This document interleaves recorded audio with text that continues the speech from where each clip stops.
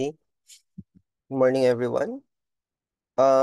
Today we will learn about the motional electromotive force, induced electric fields, and then later on we will combine all of the equations or most of the important equations that we have learned so far and turn them into the Maxwell's equations.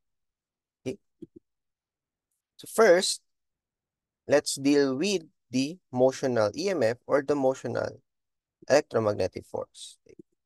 So, for example, consider a conductor that moves in a magnetic field, immersed in a magnetic field. Okay. So, whenever you have this conductor moving in a magnetic field like this, right, a motional EMF is induced. A motional EMF is induced on the rails and as well as on the conductor itself. Okay.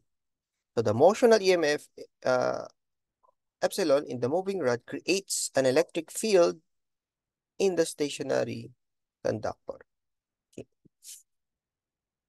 So yung gusto nating ma-solve is whenever this rod moves along these rails, nagkakaroon ka ng current along the wires, along the rails, tong rails, and along the conductor itself.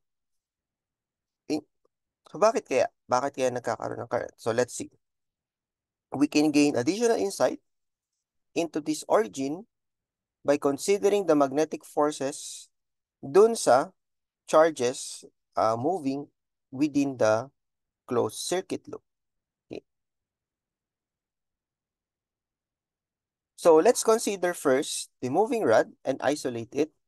So here we isolate the moving rod. Okay. So tinanggal muna natin yung rails. Okay. And then let's see. Let's consider a charge, a positive charge on the rod, right?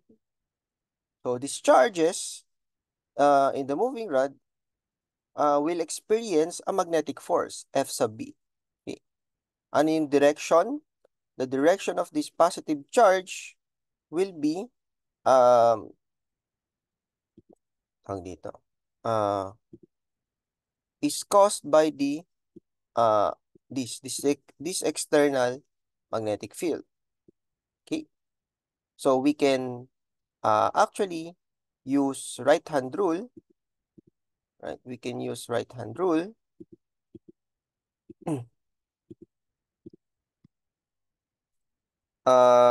where we have V here, V to the right, B is into the page, so V cross B. For a positive moving charge, the magnetic force will be pointing upwards, right? So meron kang V cross B na into the page, so yung resulting will be a magnetic force upwards. Now, as the positive charge moves upwards, right? If we consider naman yung negative charges on the rod, so kung negative charge, using right hand rule, upwards dapat, pero since negative, kailangan nating i-reverse. So yung mga negative charges naman, mag-move downwards. Okay? So here, yung mga positive charges, magpo-pull sa top part ng conductor. So, doon sila may ipon.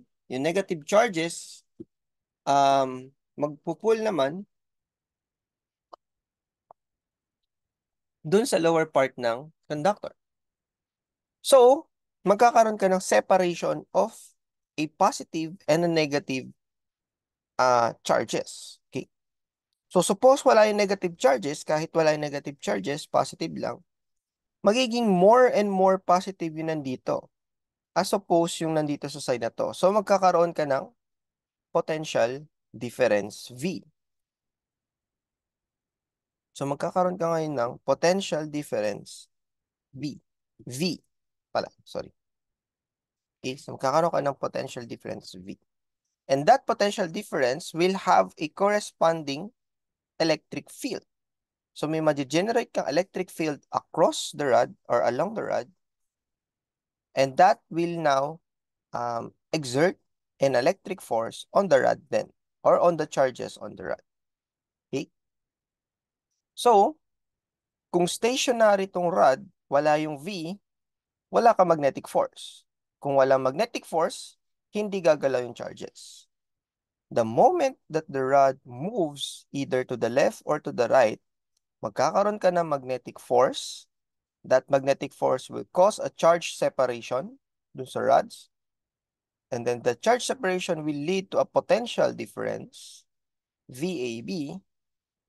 Tapos, may corresponding electric field yung VAB na yun. And thus, creating a electric force or inducing an electric force.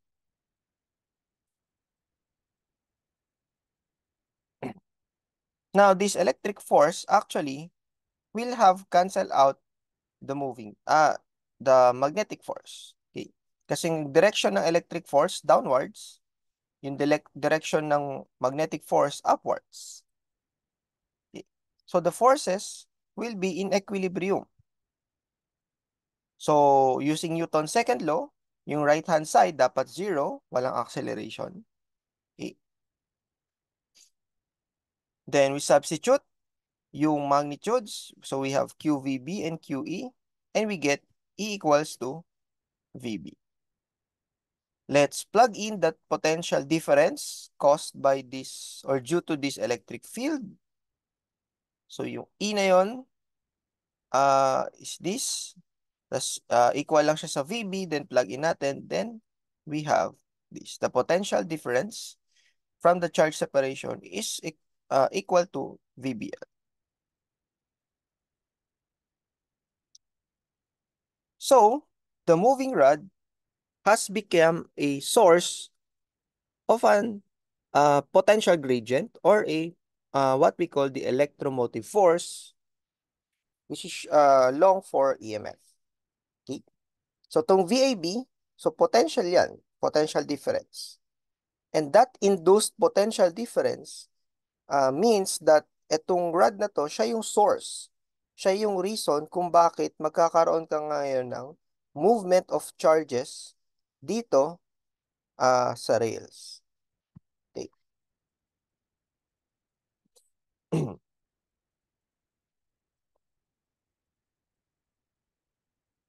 Okay. Now, baka you might ask, sabi nga natin, equilibrium, bakit may movement? Okay? Recall or remember, when the forces are in equilibrium, it doesn't mean na walang movement. It just means na walang acceleration. Zero acceleration. Diba? F equals ma. So, kung ma yung right-hand side, acceleration is 0. If acceleration is 0, that means the v, the velocity or the speed is constant. Right? So, velocity is constant. So, it doesn't mean that velocity is 0. It just means that velocity is constant. Okay? Ano yung constant velocity na yun? That will be your v. Okay? Now, since the moving charges will have a constant velocity, that will be your drift velocity, and thus, meron kang induced current. Because of our equation, I equals, because of the proportionality ng current. Diba? So, yung I is NQ-VDA. Right? NQ-VDA.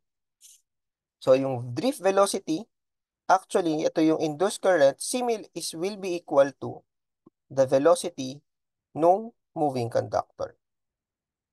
Okay? Or proportional at least. Okay?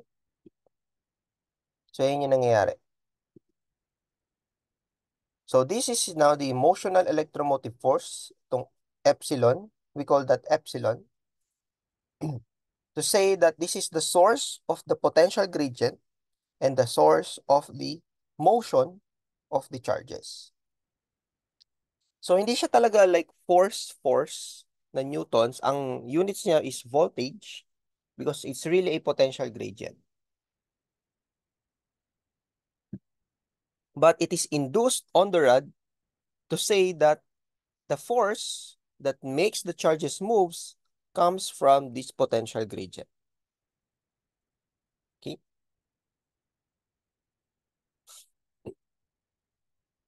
So, if the total circuit resistance is given, is capital R, kung may resistance tong rails na to, which is capital R, then we can just use Ohm's law to get yung magnitude ng induced current. Okay?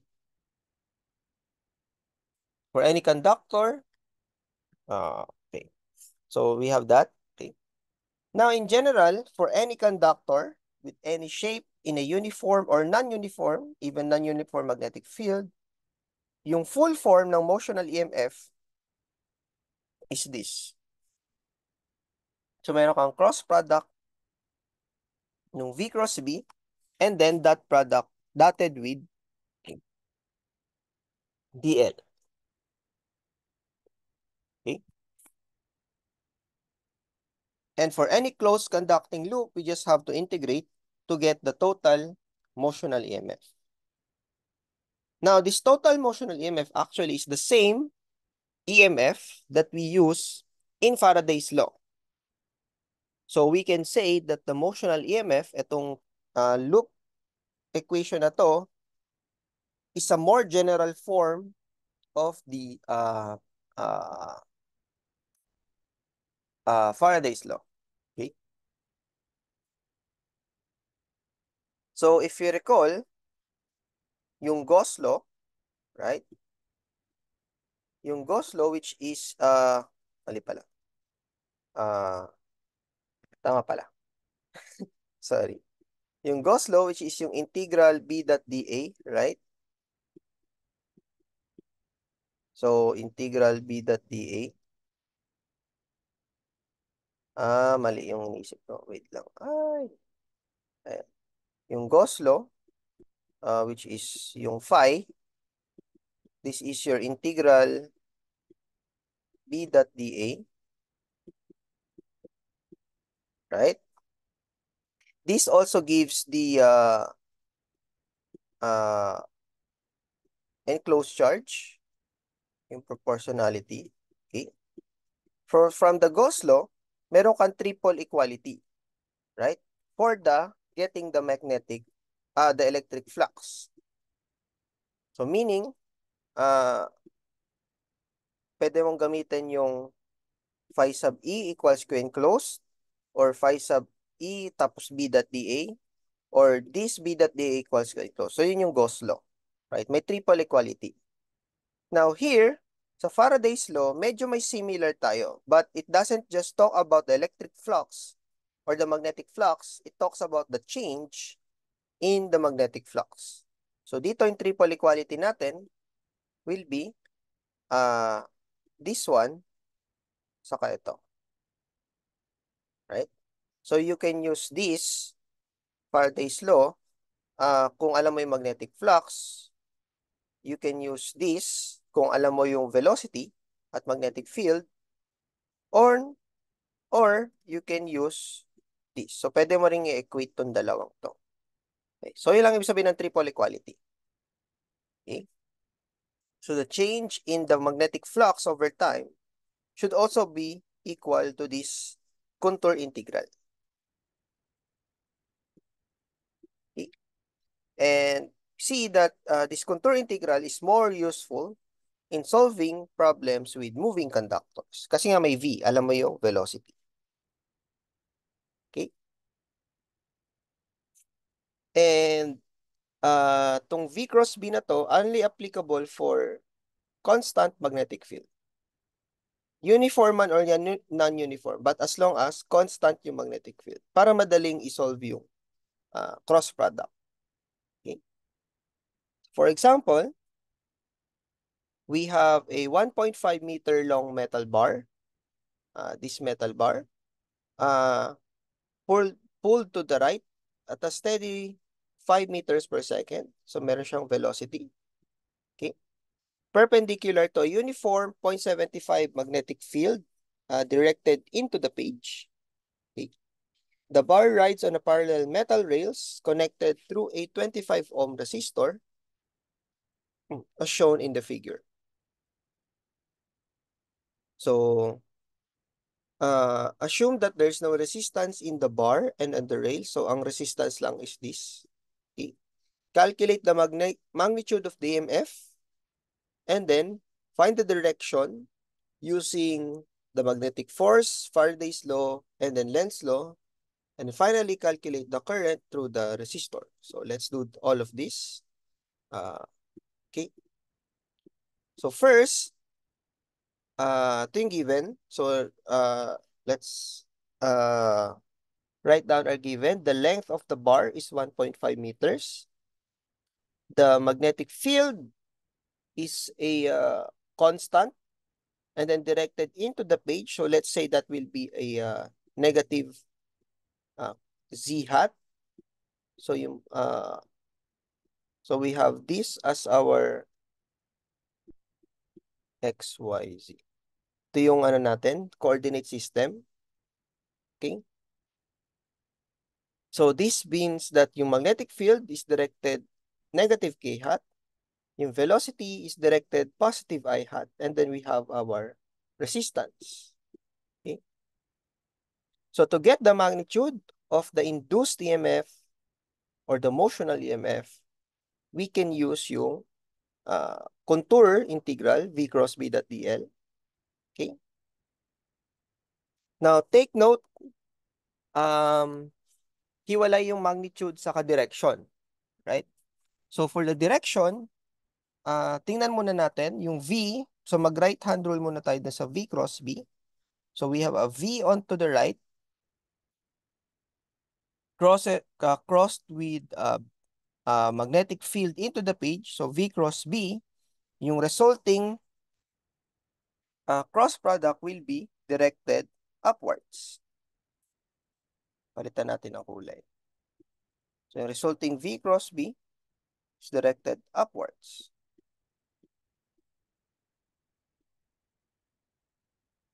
Okay. Ito yung V cross B natin. Okay.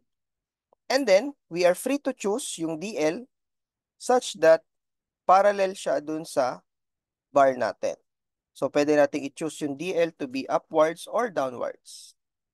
Okay.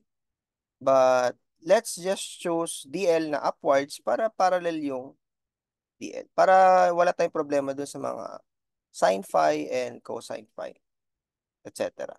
Okay. So, another trick is that if you see that the length, this DL, yung blue, and the velocity, yung V, are perpendicular to both the B, actually malito. If the length L and the magnetic field B is both perpendicular to V, then pwede mo nang gamitin yung VBL. Basta kung yung tatlong vectors na to mutually perpendicular, then we can use yung magnitude. Okay? But para makita natin kung bakit, so yung full, again, V cross B, ito yung direction. Tanggalin ba to? Then we use,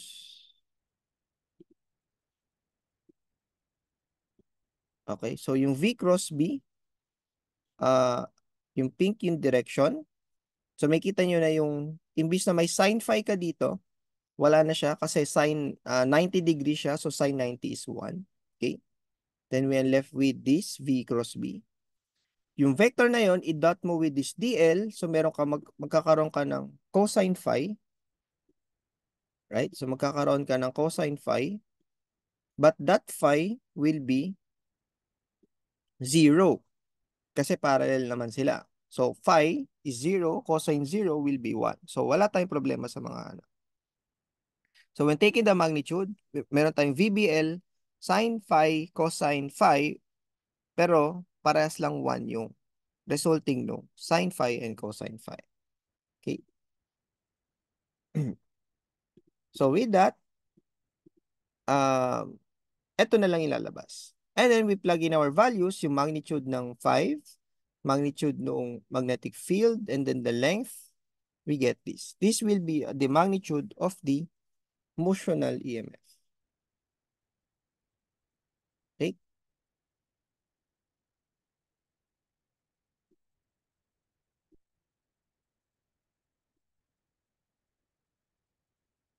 Now, to find the direction, we have three ways. So first, the magnetic force. So, you use yung V cross B. Actually, dito rin galing yung V cross B dun sa Faraday's law. Right? So, meron V cross B, right-hand rule. The magnetic force is directed upwards. Right? The magnetic force will be directed upwards. So, kung positive charge, let's say positive yung Q, let's say positive, then we retain this right-hand rule. Okay? So, meaning, yung charges here will be moving upward or mapupush sila upward.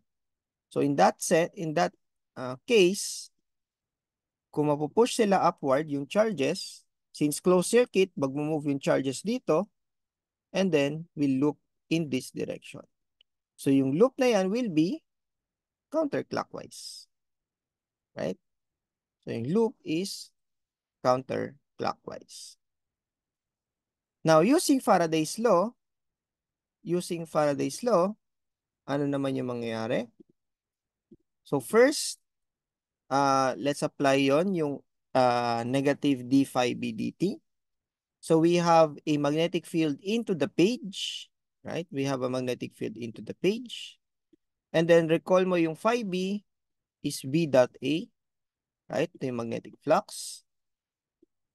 So, if the rod moves to the right, then this area increases.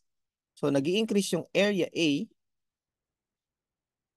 right? Nag-i-increase yung area A. Therefore, nag-i-increase tong magnetic flux. Okay.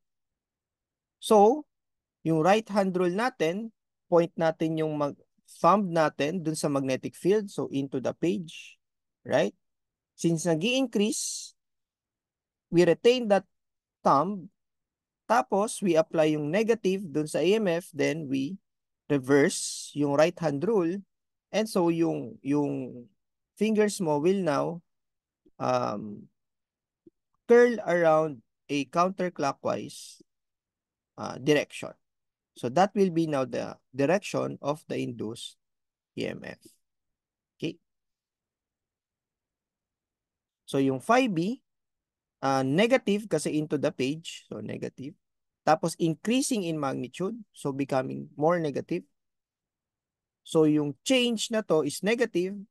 And then we apply yung negative. So opposite lang natin yung right hand rule. Okay? Kung medyo confusing, yung sa Faraday's law, mas intuitive naman yung sa Lenz law. So I highly suggest using Lenz law for the getting the direction. Tapos yung magnitude either Faraday's law lang. Okay? So Faraday's law. Okay.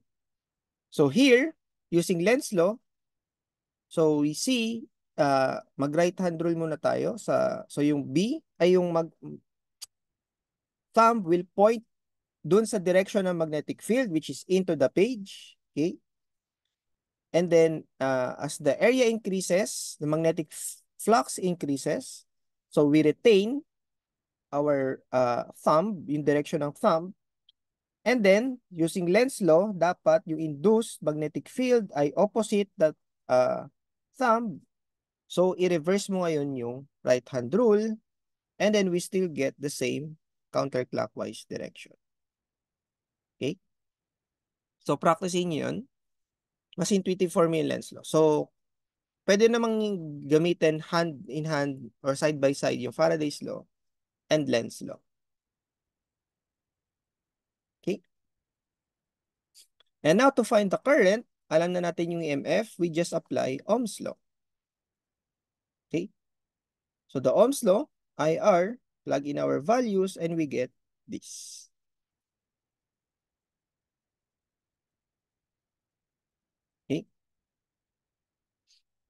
Now, suppose,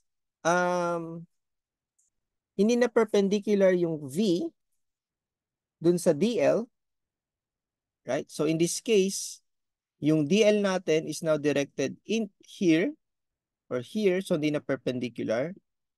So, mangyayari lang,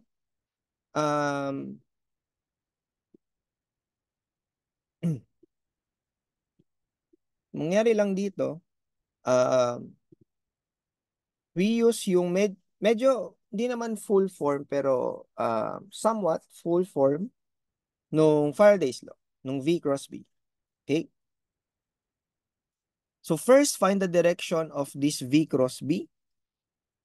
So in direction ng V cross B, so if V is to the right, cross B na into the page, yung V cross B should be upwards. Right? So ito yung V cross B.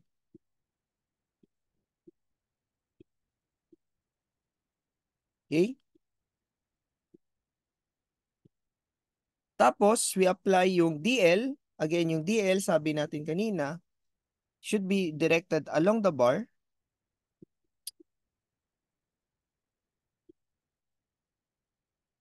My God. So, directed along the bar. So, either that or yung nasa baba. So, let's say this is our DL. Right? So, makita nyo, meron ng angle between. Meron ng angle between. So, magkakaroon ka na ng cosine phi, which is this angle. Okay? But this angle is not 60 degrees. Okay? So, try natin ngayon i-try natin i-move tong V cross B dito. Right? So, pwede kong gawin yan sa vectors. I-move ko dito yung V cross B. So, ang hinahanap na angle will be this one. Right? So, this angle is equal to this angle using your geometry. Okay? So, ano nga yung angle na to? Kung 60 degrees to, then this angle should be 30 degrees. Okay? So, now applying those, V cross B is directed upwards. Okay. I-clear na natin yung iba. Yan. Tapos, yung angle between dun sa DL will be 30 degrees. So, yun yung gagamitan natin. So, we have VBL, the magnitude, times yung cosine nung 30 degrees galing dun sa dot product. Okay? So, we plug in our values and we get this. And then, using Ohm's law, we also get the current. Okay? So, kung tabingi, mag-right hand rule muna kayo sa V cross B, i-dot nyo dito to get yung angle. Para malaman nyo yung angle. Okay?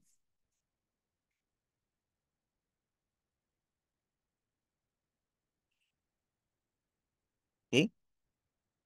So now let's move on to a different topic, which is induced electric fields. So medyo disconnected, sorry. Disconnected tong topic na to from before. So tapos na tayo dun sa mga moving rods. Okay? So now let's consider a solenoid. Itong solenoid na to, okay, this one, itong mahabang solenoid. Okay? And then let's put a ring on it. Let's put a ring on it. So let's put a ring around the solenoid, itong ring na to. Okay? And then tong ring na to is connected to a ammeter or galvanometer. So wala lang. Gusto lang nating mag-read or mabasa kung ano yung current na dumadaan dito.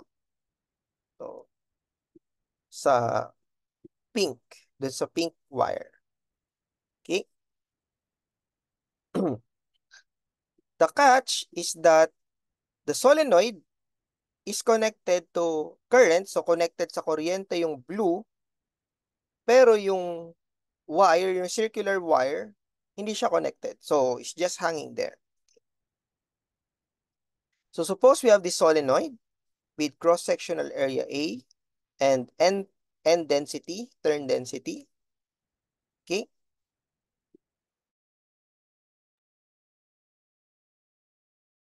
And then let's put a galvanometer or ammeter that measures the current in the loop dun sa pink naman.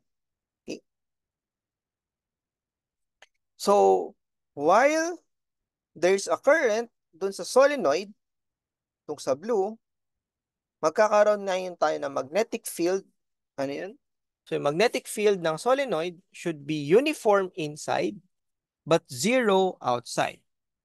So, we expect na walang mangyari dun sa pink wire, dun sa circular loop natin. Kasi nga, yung magnetic field naman ng solenoid, inside lang. Right? Inside lang yung magnetic field. Wala naman sa labas. Kasi zero yun. Okay? However, so this is the magnetic field uniform inside the solenoid. Okay. However, etong pink wire, itong pink circular loop, will experience a flux from the solenoid. And that flux is given by this, yung B dot A cosine phi. Okay? Now, we can choose yung area vector nung circular loop. So, we can choose our area vector. Pwedeng pag ganito, nung circular loop, etong pink. So, pwedeng pag ganon, pwede rin pabaliktad. But let's just choose na area vector parallel dun sa magnetic field. Okay? Or dun sa current. Okay? Para yung phi will be equal to 0. Okay? So if we also choose yung area vector nitong solenoid to be that way, then we can now solve for this magnetic flux ng solenoid. So that is just BA equals mu naught Ni times A. Okay?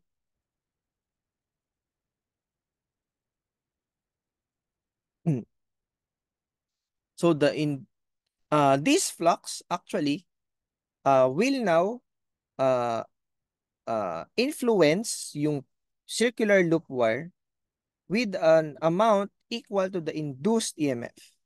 And that will be yung negative d dt or negative change in time nitong flux na to. Okay? So again, the solenoid is connected to an external current. So siya yung connected sa kuryente. Okay? Yung circular loop, wala. Hindi siya connected sa kuryente. Ang nakakonect lang sa kanya is ammeter para lang mabasa natin kung may current na dadaan. Okay? So yun lang. Ngayon, yung solenoid, ang magnetic field outside, 0. So, in-expect natin, walang mangyayari sa circular loop outside kasi 0 naman yung magnetic field. However, the magnetic field inside the solenoid is uniform given by this, yung mu naught Ni. Okay? And that magnetic field will cause or induce a magnetic flux in the solenoid, from the solenoid, given by this phi sub B. Okay? Since meron kang phi sub B, may magnetic flux, we can talk about the induced EMF, which is the Faraday's law, and equal to this. So, i-plug in lang natin to dito, and we get this. So, this is the induced EMF. Okay? So, bakit yung I lang yung iwan dun sa derivative?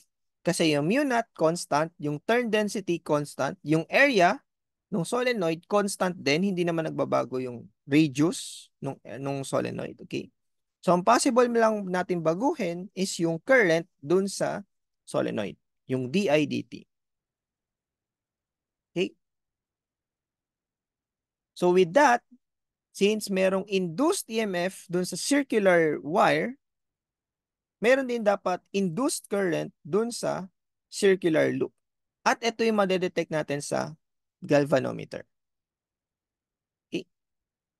So again, the I is the current dun sa solenoid. Ito yung original current natin. Yung I prime, ito yung induced current dun sa circular loop. So kahit na hindi connected yung circular loop sa anything, hindi siya in contact dun sa solenoid or sa electricity, makaka-experience siya ng induced current I prime. Okay? Dahil dun sa changing flux ng solenoid.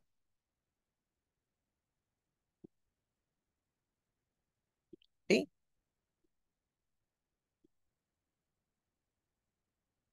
So now let's consider yung cross-section ng solenoid sa kanong wire. So yung solenoid, ito yon yung blue, sabihin natin into the page. So yung current is clockwise. And then ito yung circular loop. So makita nyo, hindi naman nakadikit yung circular loop dun sa solenoid. Okay?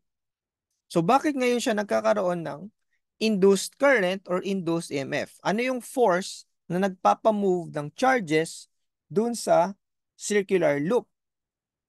Okay?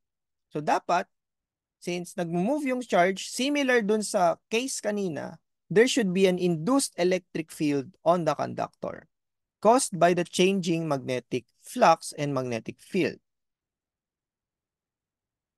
So we can exploit your definition of current density. Okay? J equals I over A or J equals sigma E. Okay? And then apply it dun sa contour integral E dot dl. So this is the contour integral no electric field across the circular loop dl. Okay? And this contour integral is actually your induced EMF epsilon. Okay? Ito yung magbibigay nung amount nung induced EMF dun sa circular loop. So yung induced EMF is proportional or it should be the work done by the induced electric field per unit charge. Okay? So in this case, kung kanina yung induced EMF galing sa change in potential gradient, ngayon naman yung induced EMF galing sa induced electric field. Okay? So kaya sinasabing induced kasi wala naman siya dapat doon, pero since naka-fill siya ng something, na-induce sa kanya yon, right? Na-induce yon sa na-induce yon, so naka-fill ng something yung circular loop wire galing doon sa solenoid. Okay? So lahat ng mga to induced. Okay?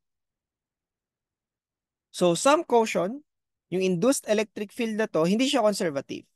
Meaning, wala tayong makukuha ang potential gradient associated with this electric field. Kasi nga, yung induced EMF natin, hindi naman siya zero. Right? Meron tayong nare-record na induced EMF. So, hindi to zero. Therefore, non-conservative tong electric field E. So, now we can restate your Faraday's law to be this. Okay? So, this is another form ng Faraday's law. And valid only when integration path is stationary. Meaning, hindi nagbabago yung integration path nitong circular loop. Okay?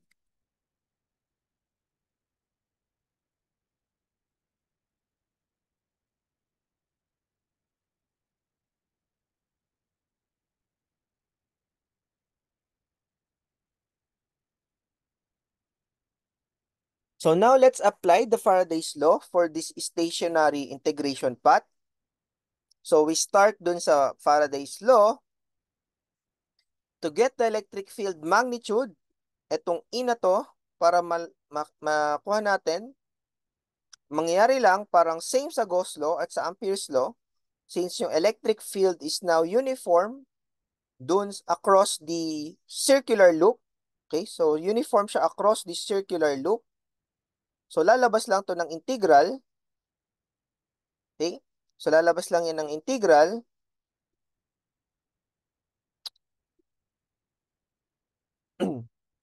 Tapos, ang may iwan na lang sa integral is yung integral dl. Okay? And yung integral dl is just the total circumference, which is just 2 pi capital R, where R is the radius nitong circular wire. Okay? Sa right-hand side, ito lang yon.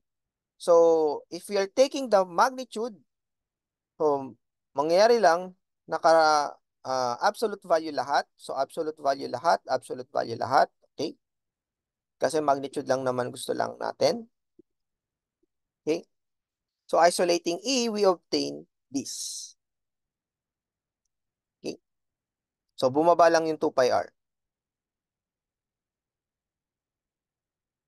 So, this is the magnitude of the induced electric field.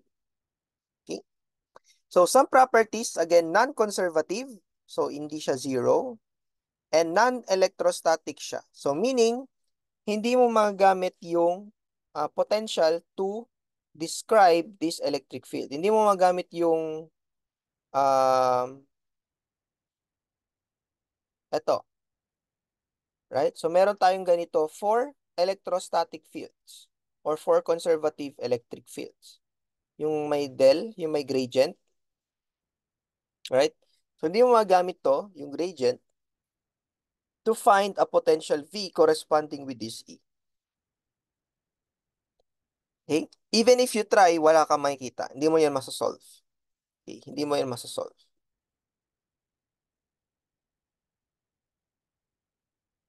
Moreover, this induced electric field is produced by a time-varying magnetic flux. Okay? So, however, yung force, yung electric force still applies. Okay? Yung mga forces naman natin, always true yan. Okay? Electric force, magnetic force, Lorentz force, lahat yan true naman. Kahit saan ka tumingin. Okay? So, now we can compare between electrostatic and non-electrostatic fields. So, electrostatic fields is a conservative field and produced by stationary, kaya nga electrostatic, static meaning stationary, hindi gumagalaw. And then electro, yung charge. Okay? So electrostatic produced by stationary charge distributions, and the electric force it creates is conservative. Non-electrostatic fields is produced by non-conservative fields such as the magnetic field or yung V cross B, or induced field, and produced by changing magnetic flux. So, yung electric force dito, non-conservative. Okay?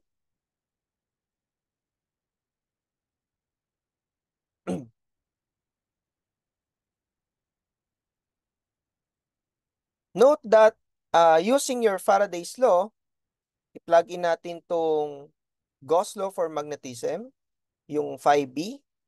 Okay? So, we can relate yung E dot dl into a time derivative ng magnetic field. So, here we see that the electric field is produced by a time-varying magnetic field.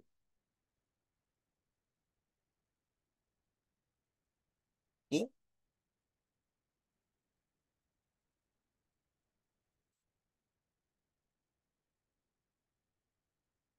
So, yan yung induced electric field. Okay? So, later, makita natin kung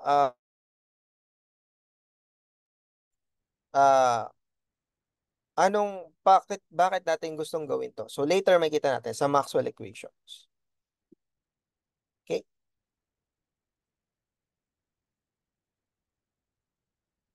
Okay, now, finally, let's consider naman yung case ulit nung charging capacitor. Okay? So, nakita natin yung moving rod, tapos yung stationary loop. Now, let's consider yung capacitor. Okay, charging capacitor. So, again, this is another case. So, actually, yung charging capacitor, meron siyang konting problem. Yung nakita natin at least. Okay? Uh, Physicists or even mathematicians asks long before, how does current really pass through a capacitor? Okay? So, yeah. Nilalagay natin siya sa circuit, right? Nilalagay natin sa circuit yung capacitor. So, sabihin natin, may source ka ng voltage dito.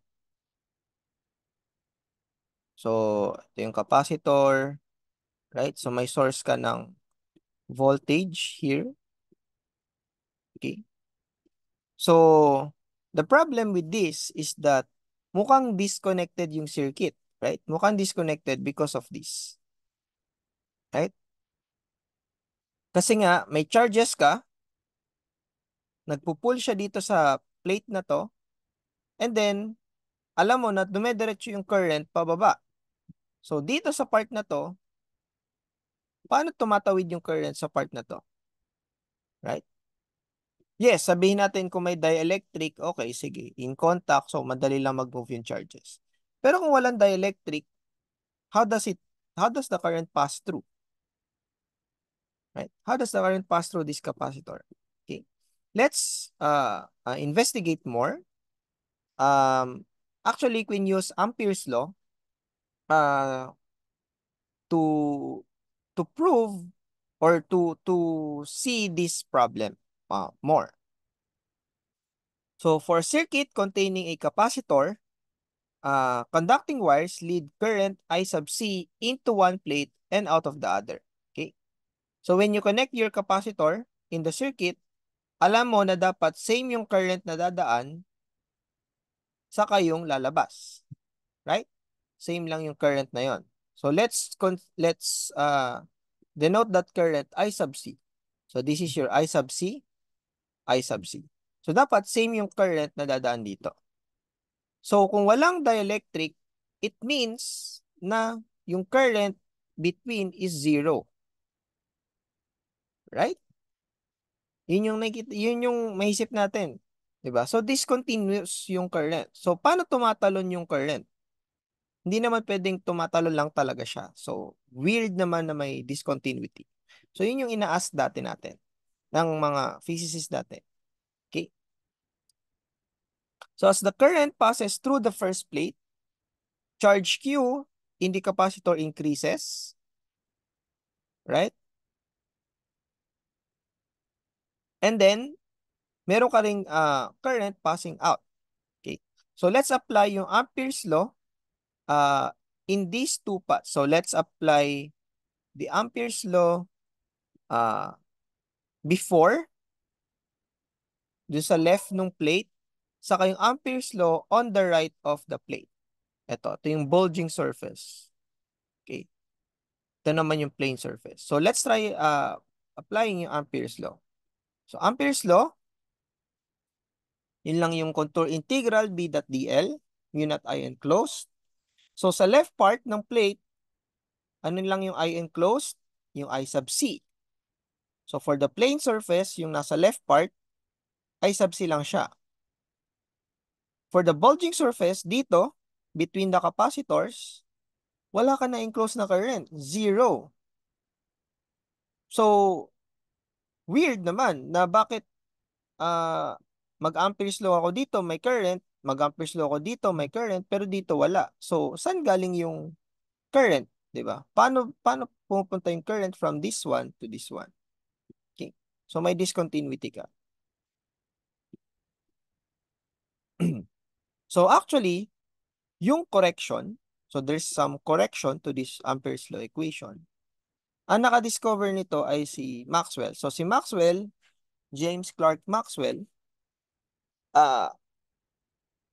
tried to solve this paradox of the current, of the continuous current. So let's see. Mm, paano niya ginawa? So naisip ni Maxwell, something else should be happening on the bulge surface dito sa gitna para maging continuous yung current. Now let's recall some facts about the capacitor. So we can get the charge, yung C equals Q over V. We can also get kung parallel plate capacitor, yung geometric definition, E naught A over D. And then we can also get yung potential difference across the capacitor. Okay? So plugging everything, so itong E naught A over D, plugin mo doon, yung ED, plugin mo dito, we get this for the charge Q. Okay? Now recall, this EA is just your electric flux. Tama? So electric flux lang siya. And then we can now take the time derivative and we get this. So again, taking the time derivative of the charge gives you the current. So this should be the current inside the conductor. Small I. Yan. This should be the current inside the conductor. So yung current na to, hindi siya because of this I sub C, iba siya sa I sub C na to. Okay? But it's because to a time derivative of the electric flux or the changing electric flux. Okay? So, nakita nyo na kung bakit important yung mga kanina. Kasi before, we see a current that is produced by a time-varying magnetic flux. Ngayon naman, we see a current due to a time-varying electric flux. Okay? So so at the plane surface, yung I sub C should just be this charge rate, the rate of the change in the charge. But inside, we have this, which is proportional to the electric flux. So, sabi ni Maxwell, actually, hindi naman niya in-invent yung current actually. Sinabi niya lang, para maging continuous yung current, there should exist a current inside the conductor that is proportional to the change in the electric flux. And he calls it the displacement current. So, hindi siya nag-invent. Hindi naman niya in-invent. Na-realize niya lang, may eureka moment lang siya na there should be this amount of current inside the charge, inside the capacitor. Okay? Si Archimedes naman, for example, yung principle niya, hindi naman niya in-invent na volume ng object equals volume displaced. Hindi naman niya in-invent yun. Naisip niya lang, na-realize niya lang. So, ganun din si Clerk Maxwell. He also realized that for the current to be continuous all around the capacitor, there should be a current proportional to the changing electric flux inside the current, inside the capacitor.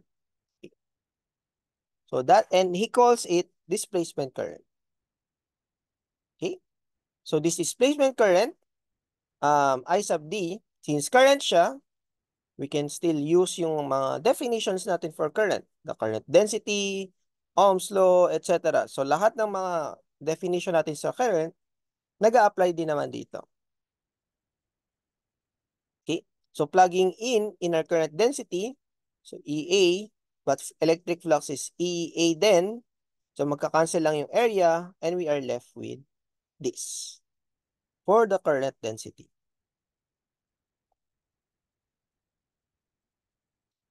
Okay?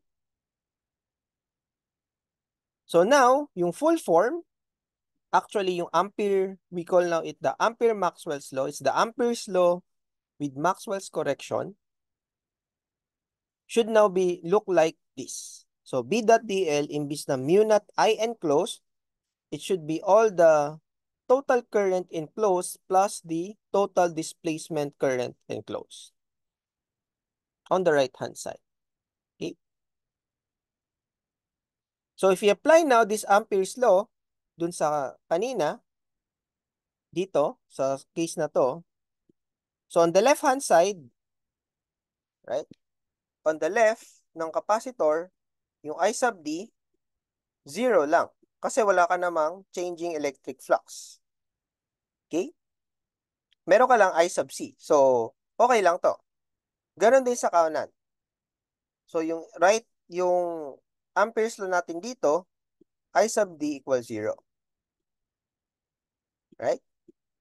Sa loob, I sub C equals 0. However, meron tayong I sub D that is proportional to the change in the electric flux. Yung change ng electric flux is due to the electric field inside the capacitor. Due to this electric field. Okay? So, meron lang tayong dalawang source ng currents. Source, yung original current source from the circuits or from outward, and yung source from the electric flux or electric field.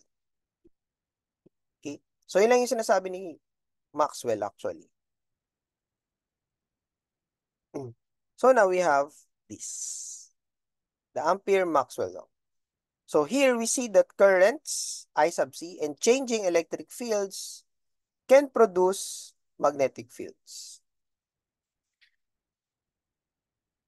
Okay? So, for example, so let's apply some example. We have a parallel plate air-filled capacitor. So, capacitor. The circular plates have radius 4 and there's a conduction current 0.28 amperes. So, we are asked to find the current density and the rate of the change of electric field. So, dalawa lang given, pero madali lang naman to. So, kaya natin gawin to. So, yung current density, J sub D, is just I over A. Now, we have here a case that ang given kasi sa atin is yung conduction current I sub C. Right? This is I sub C. Okay? As long as yung capacitor natin, so as long as yung capacitor walang dielectric or air lang yung dielectric, so basta walang contact dito, right? So walang contact, yung we can actually apply na yung I sub D here is just equal to I sub C. Okay? Inside. Okay? So yung displacement current inside should be equal to yung I sub C nung circuit. Okay? As long as air field or vacuum field. Or vacuum field. Okay?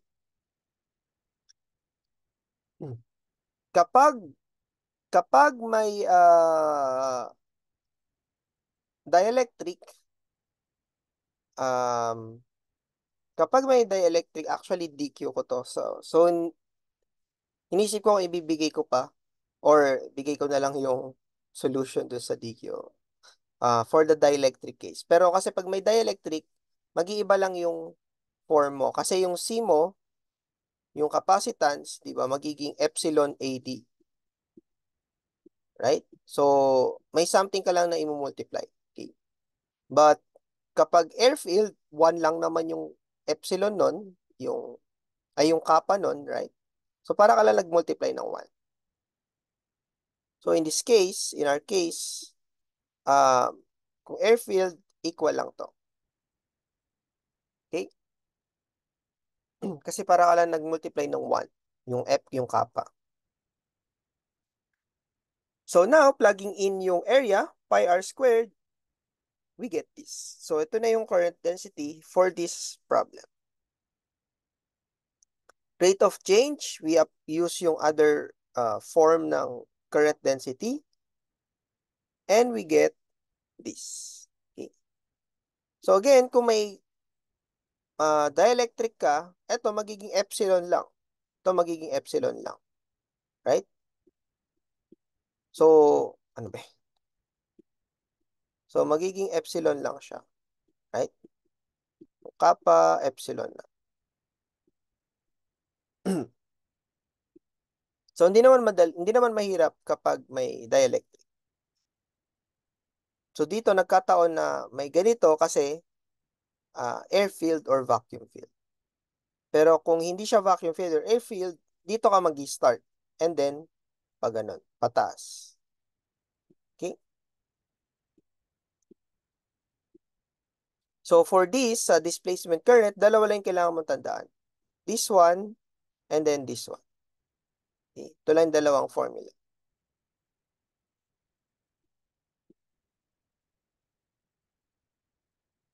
Okay. Finally, let's move on to Maxwell equation. So, let's now put all of these pieces together. So, bakit ba napunta tayo sa mga changing electric field and changing magnetic field? Okay? So, let's write down yung most important equations. Pwede ko sabihin na ganun, sa EM, sa electromagnetism. So we have the Gauss law for electric fields, which says that charges, Q enclosed, are sources of electric fields E. Okay? Ito rin yung definition ng electrostatic field. So, any charges produces an electrostatic electric field. Tama? Ito rin yun. Ito yung kanina.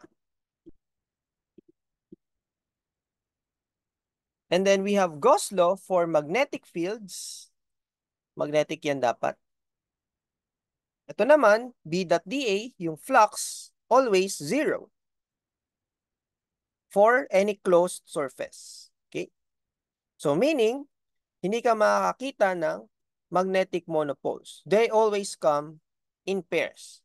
So ito, sa Gauss law ng electric field, pwede ka makakita ng positive charge.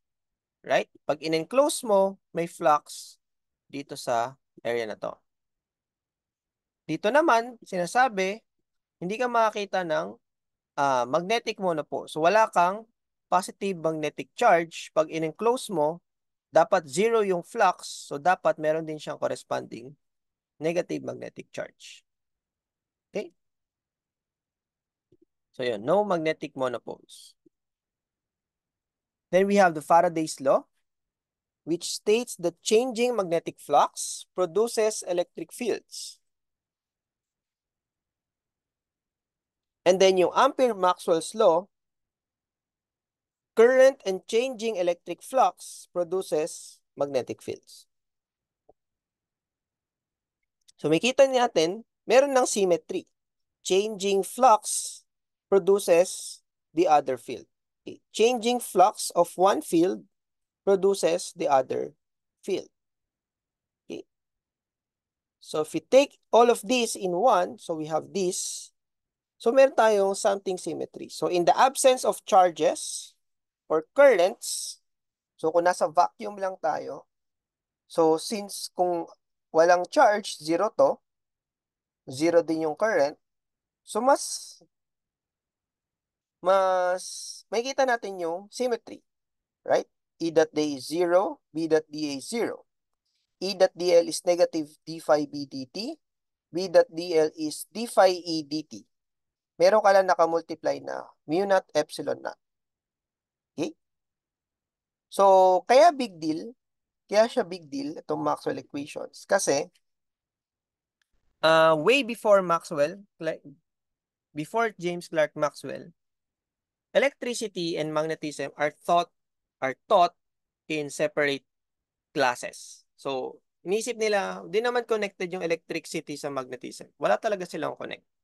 Right? So, magkahiwalay. Now, with the discovery of James Clerk Maxwell, so hindi naman niya in-invent to. So, na-discover niya lang na itong correction. So, na-discover niya itong correction, right? So, this is a small correction, small change dun sa equation ni Ampere. Pero, malaki yung impact. Malaki yung implication. Kasi nakita niya nga na may symmetry. Nakita ni James Clarkwell na may symmetry.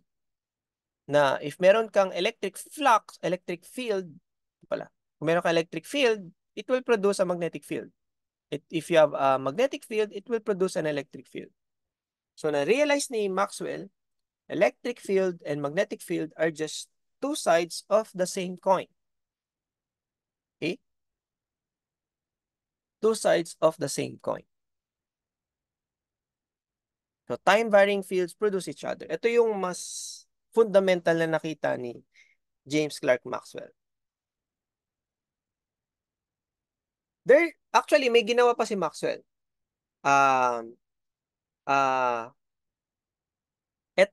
Etong symmetry na to, actually, pwede mong gamitin, pwede mong gamitin,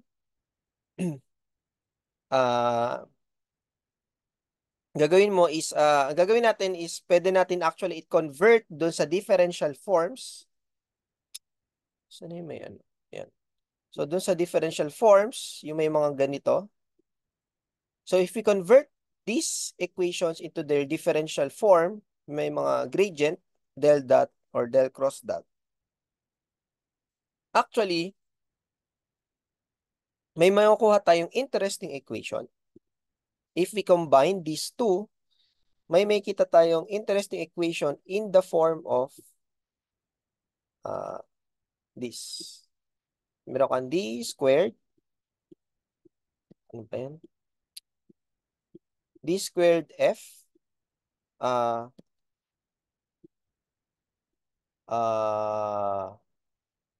dx squared df, tama ba? Tama. Equals, hindi pala. dt pala tama.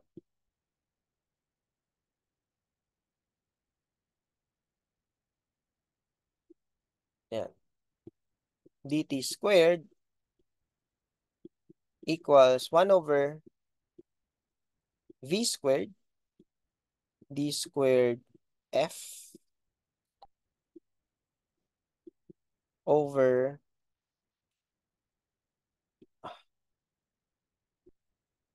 dx squared.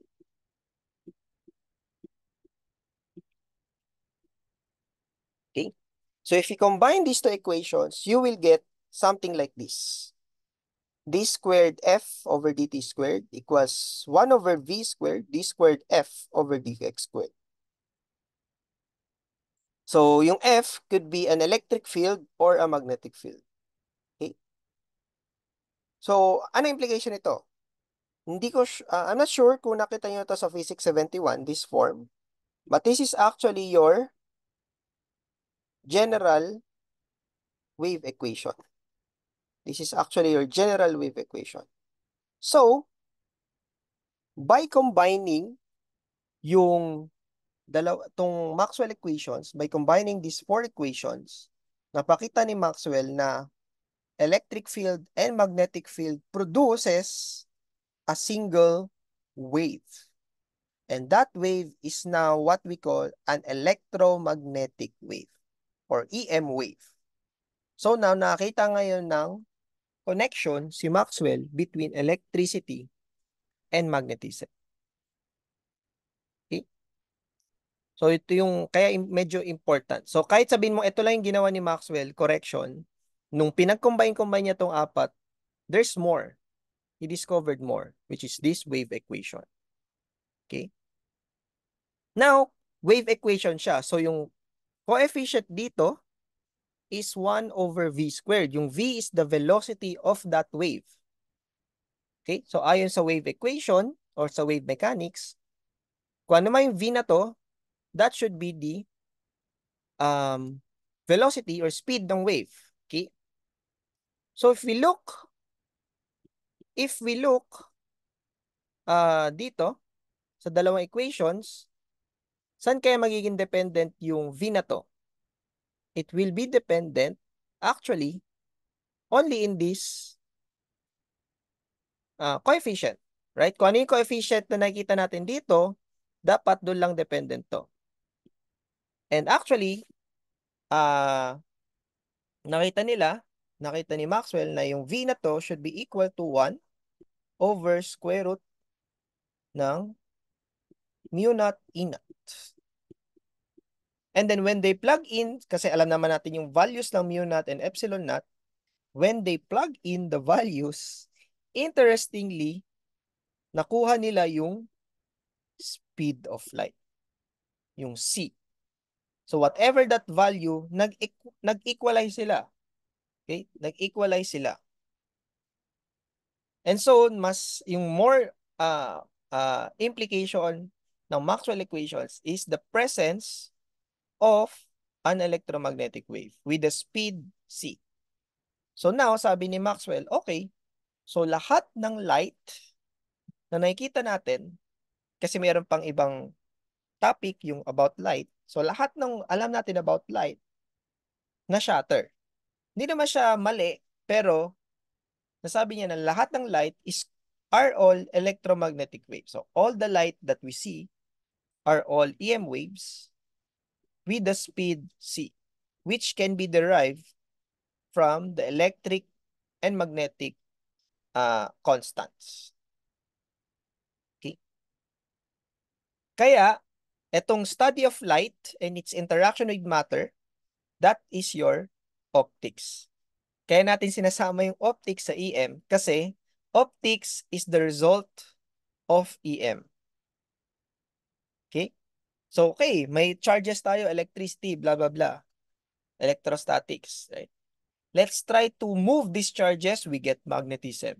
Let's try to combine them, we get Maxwell equations. And then let's combine all the Maxwell equations para maging wave equation. And we see, we get optics. Okay? Kaya yung optics kasama din sa Physics 72. Kasi connected yan. Okay?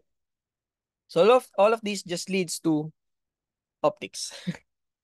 So now everything that we see, how we interact with light or visible light, is all about optics. It's all about Maxwell equations. Okay? That's how important Maxwell equations are. So, okay. So, yeah, small change, but the implications are very great. Okay. That's why very important talaga yung Maxwell. Maxwell equations are the central dogma of Physics 72, of electromagnetism, and even optics. Right? So, lahat ng optics galing dito. Okay? Yes, of course, may sariling mundo yung optics din dati, but then, napagtahi-tahi ni Maxwell na pag-integrate niya lahat ng electricity, magnetism, and optics into just one theory. So this is your Maxwell equations. Okay. Okay. So I will end here. And next time, we'll continue naman yung optics sa third long exam. But sa magnetism part, meron pa tayong mga kailangang i-discuss, which is the inductance, etc. So marami pa naman kailangang i-discuss sa magnetism part. Okay? So hopefully, kahit medyo disconnected yung three topics, sa dulo naman, mapagko-connect natin lahat sila, which is the Maxwell equations. Yeah. Okay. So hopefully, I learned something today. So I'll see you whenever I see you. Okay. Thank you.